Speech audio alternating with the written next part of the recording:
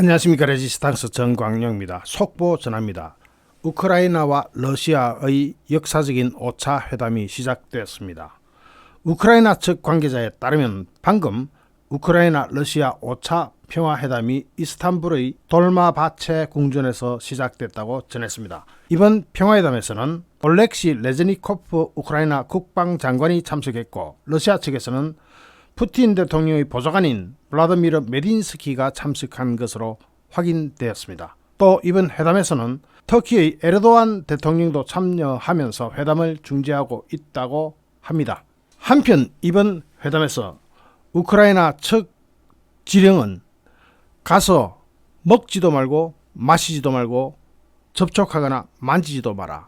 왜 그러냐? 이달 초에 우크라이나 수도 키이우에서 열렸던 러시아와의 협상단에 참석했던 관계자 일부가 독극물 테러 피해를 입은 것으로 추정되면서 우크라이나 외무부가 자국 협상단에게 강력한 주의령을 내렸습니다. 스카이뉴스 등 외신은 드미트로 콜레바 우크라이나 외무장관이 자국의 테러 협상 대표단에게 앞으로 협상장에서 먹거나 마시거나 표면을 만지지도 말 것을 당부했다고 보도했습니다.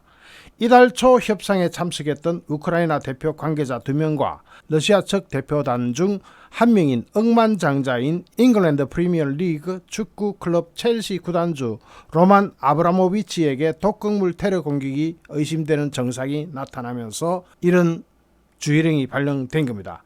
아브라모비치는 우크라이나 정부의 중재 요청으로 참석 중이었었는데, 이들 3명은 협상 시작 전에 초콜릿과 물만 섭취했던 것으로 밝혀졌습니다. 네덜란드의 온라인 탐사보도 업체 벨링캐트에 의해 처음 제기된 독살 시도 주장에 대해서 우크라이나 정부는 의문을 제기하면서도 앞으로 협상에 참석하는 자국 대표단들에게 주의를 요구했습니다. 벨링캐트는 협상단에게 사용된 독극물의 독성이 강하지 않고 수치가 낮아서 이들은 위기를 모면했다고 분석했습니다. 한편 이렇게 협상을 추진하면서도 러시아는 지역 주민투표를 추진하고 있습니다. 이건 뭐냐? 우크라이나를 러시아가 한반도의 남북한처럼 분단을 시도하고 있다는 비난을 받고 있습니다. 협상을 하려면 협상을 해야지, 앞으로는 협상단을 내세우면서 뒤로는 거기서 주민투표 해가지고 러시아로 싹 편입하자, 이런 전략을 꾸미고 있다면 이건 협상이 제대로 될 수가 없죠. 이루어진다고 해도 그것은 종이일 뿐인 결과가 나올 수도 있습니다. 러시아가 이중 플레이를 하고 있는 것 아니냐 하는 의심을 사기에 충분한 상황인 것 같습니다. 그리고 이 소식을 보면 조금 더 이상합니다. 러시아가 우크라이나인들을 강제 이주시키는 것, 즉 전쟁 때 확보한 민간인들을 러시아 본토로 강제로 이주시키기 전에 신문을 하는 여가 수용소로 추정되는 캠프가 위성사진에 포착된 겁니다. 이겁니다.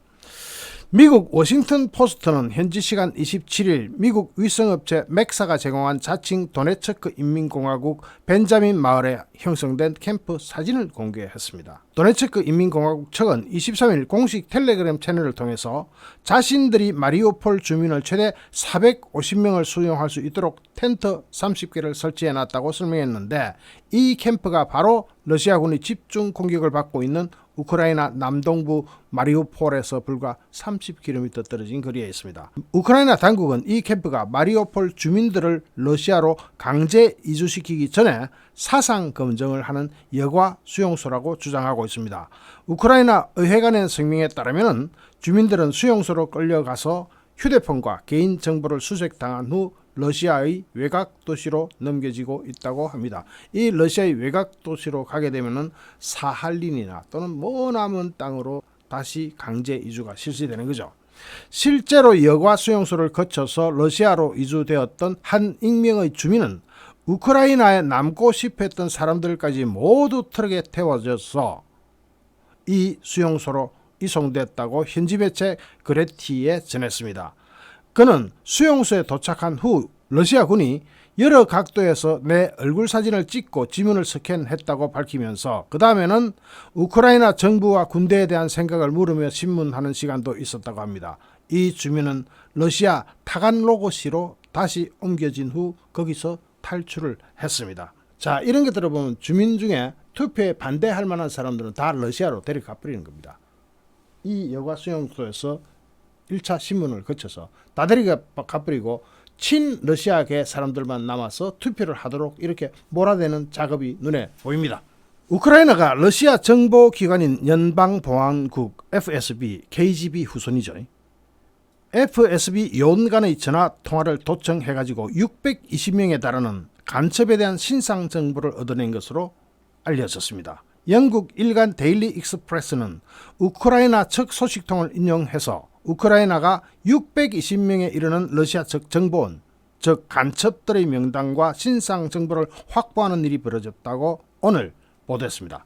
우크라이나는 FSB 요원 2명 사이에 전화통화를 도청했고 이 과정에서 러시아 측 정보원의 이름과 휴대전화 번호, 차량 번호판 등 세세한 정보들을 획득한 것으로 알려졌습니다. 우크라이나 측이 도청을 하던 당시 2명의 FSB 요원들은 우크라이나 북동부 제2도시 하르키우 부근에서 발생한 전투에서 발생한 비탈리 게라시모프 제41 연합군 참모총장의 사망에 대해서 이야기를 하고 있었는데 데일리 익스프레스는 러시아 정보원 간의 통화는 우크라이나 정보 당국에 의해 믿기지 않을 정도로 쉽게 도청당하고 있다면서 푸틴이 이끄는 러시아군에 패닉을 안겨준 사건이라고 평가했습니다. 이에 앞서서 미 일간 워싱턴 포스트는 감청이나 도청에 쉽게 노출되는 통신을 러시아군이 사용하고 있다는 점이 우크라이나와의 전투에서 고전을 면치 못하는 주요 요인 중에 하나라고 분석했습니다. 워싱턴 포스트는 우크라이나에 파견된 러시아군이 전쟁터에서 놀라울 정도의 빈도로 스마트폰이나 PTT 단말기 무전기를 사용해서 교진하고 있다고 전했는데 최근 러시아군이 작전을 수행하는 데 큰 장애가 겪고 있는 점도 이와 무관치 않다는 분석입니다.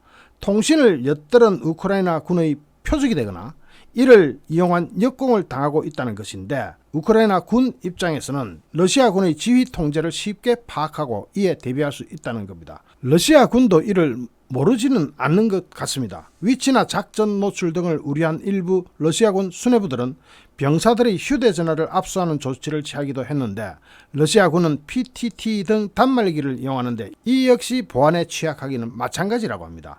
아마추어 무선 통신사들이 웹 SDR 같은 사이트를 이용해서 러시아군의 작전 내용을 엿들을 수 있을 정도라는 평가입니다. 개전 이후 러시아군 장성 7명이 우크라이나 군에 사살된 것도 스마트폰 위치 정보 노출이 영향을 미쳤다는 분석입니다. 스마트폰 해킹하면 어디에 있는지 위치 정보 딱 드러나니까 어디로 저격을 하러 가야 될지 딱 명쾌하게 나오죠. 어쨌든 지금 이 시간 현재 우크라이나와 러시아는 협상을 시작했습니다. 우크라이나는 협상단에게 거기 가서 먹지도 마시지도 만지지도 말라고 참 얼마나 못 믿으면 이러겠습니까? 거기다가 푸틴이 그동안 해온 걸 보면 나발리에게 노비촉을 사용한 것만 봐도 이건 분명하게 드러나는 사건이기 때문에 주의해야 되는 거죠. 우크라이나 대표단은 협상장에서 먹지도 마시지도 만지지도 마라. 어쨌든 이 협상이 기대를 불러일으키고 있는 것은 사실입니다. 방금 제가 브리핑해 드렸듯이 러시아는 러시아대로 대단히 많은 양보를 했기 때문에 협상이 어쩌면 오늘 중으로 거대한 물꼬를 틀지도 모릅니다. 시시각각으로 체크하면서 변동이 생길 때마다 여러분께 전달해 드리겠습니다. 시청해 주신 여러분께 진심으로 감사드립니다. 여러분 고맙습니다.